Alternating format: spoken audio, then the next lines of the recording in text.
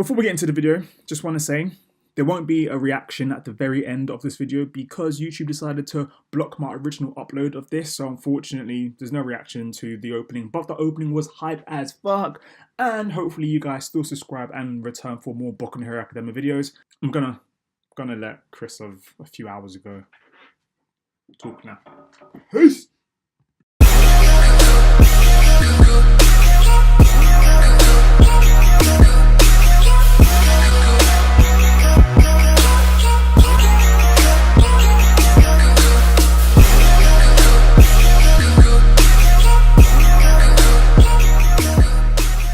Good morning, good afternoon, good evening guys, welcome to Otaku Chris is Talking, and this is the second of my videos from spring of anime 2018, and this is for episode 1 of season 3 of Boku no Hero Academia, and I'm excited. I am super excited. By the episode, not so much, but by the opening and by the foresight and what we're going to be getting from this episode, you know, and I am a manga reader as well, so for a lot of you guys who are anime owners, you won't know what that's basically foreshadowing, but what I'm trying to tell you without giving you any spoilers is this season is going to be hype as fuck, and I kind of know where it's going to end. Now, if you are new to my channel and you are a huge fan of Boku no Hero Academia, the manga or the anime, feel free to subscribe, as the manga reviews are every Friday and the anime reviews are going to be either a Saturday or a Sunday, depending on what time I have available, because I'm off Sundays. I don't want to go into it, but just subscribe and turn on notifications and you'll be told for when that has been uploaded. Where am I going with this? I also quickly want to say I have done a live reaction to the opening as well. That's going to be at the end of this video. Timestamp is going to be around here somewhere, so if you do want to check out the live reaction to the opening, you can go straight to that timestamp. Otherwise, we're going to go straight into it from here. And this episode, recap episode, we knew it. Obviously, everybody and then Mum's Nan basically made a video about how this is going to be only a recap episode. They're going to be going swimming, blah, blah, blah, blah, blah. Pretty much, yeah, it was. And recap, yeah, it was. But you know what? Am I surprised? Not so much. And that's purely because we got the same, basically season 2 we got the same as well. So in the season 2 episode 1 as well, the same thing happened where the first episode was a recap and I was kind of like so the first time it happened season 2 it bothered me, this time not so much, and I kind of get why as well. And that's purely because recap episodes need to happen, because most people who are watching Boku no Hero Academia, they're not reading the manga, but not being continuously filled with information about Boku no Hero every single week. So when it goes on a break for like 6 months or a year or whatever,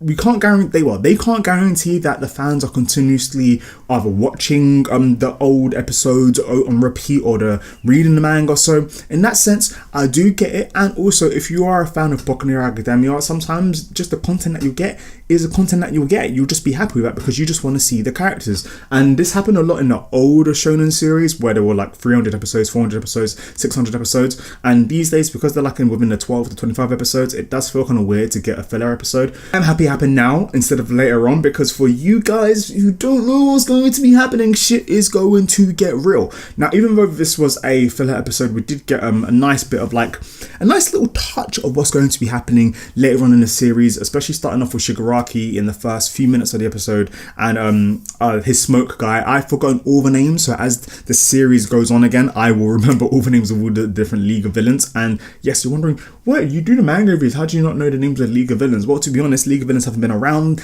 recently, so with the amount of characters that have the spotlight in Boku no Hero Academia, and me being me, I'm just gonna remember 5 at a time, if that makes sense.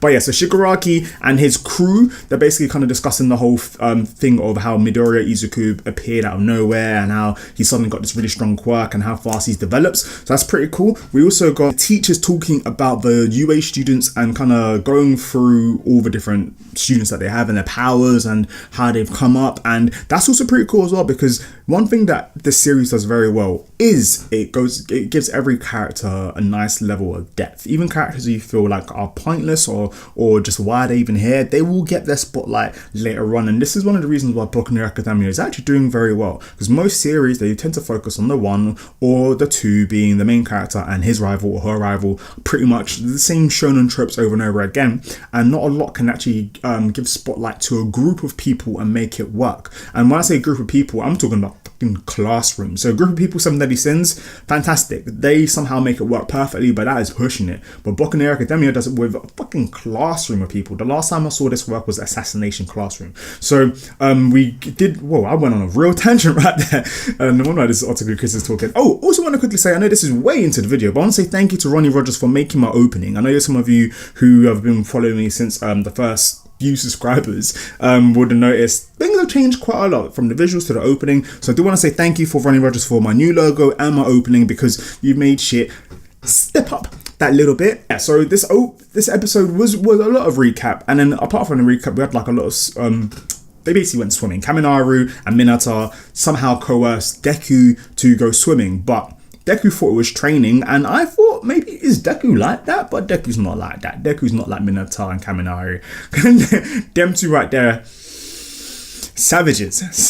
They're just like, okay, cool. Well, they use their smarts to realize where the girls are going to be, why they're going to be there, and not manipulate the situation, but use the situation to be around the ladies, which is pretty cool. But Deku being Deku couldn't fucking read the situation, couldn't read the atmosphere in the room, and was like, oh, okay, cool, we're training in the swimming pool. Alright, cool. You know what we're gonna do?